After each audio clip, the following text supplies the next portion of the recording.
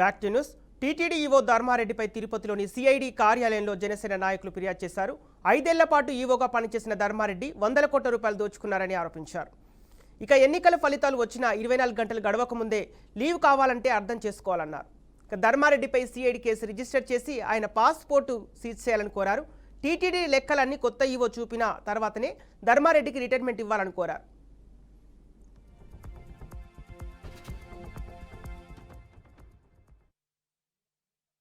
TTD EO ఏ అర్హత లేకపోయినా IAS అని చెప్పుకొని జగన్మోహన్ రెడ్డి ఆశీస్సులతో గత 5 ఏళ్లుగా టీటీడీలో ఉంటూ తిరుమలలో అన్ని శాఖలకు అయిన అధికారి. టీటీడీలో ఆయన దోచింది అంతా ఇంత కాదు, కొన్ని 100 కోట్లు టీటీడీ నిధులు దోచేశాడు.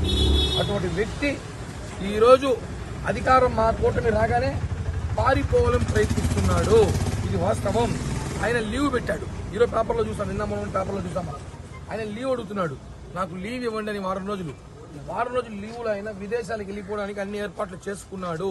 ఎందుకంటే టీటీడీలో ఆయన అనేక ఆభరణాలు కానివ్వండి, డబ్బులు విషయం కానివ్వండి, టీటీడీ నిధులు కానివ్వండి, శ్రీవాణి ట్రస్ట్ కానివ్వండి, ఒకటి కాదు అసలు టీటీడీ 5 ఏళ్లలో 100 కోట్లు ఎదుగు దోచాడంటే ఆధారాలు ఉన్నాయి.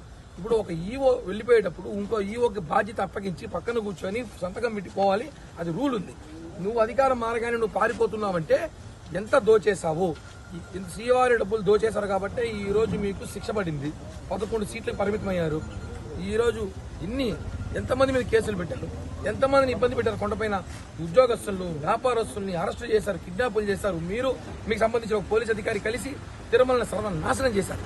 ఈ రోజు మేము అధికారం రాగానే 24 గంటల్లోనే లీవ్ కావాలంటే ఆయనకి లీవ్ ఇస్తే ఆయన పారిపోతాడంట. మేము చూస్తా ఉంటాం వెళ్ళిపోతా ఉంటే. TTD EO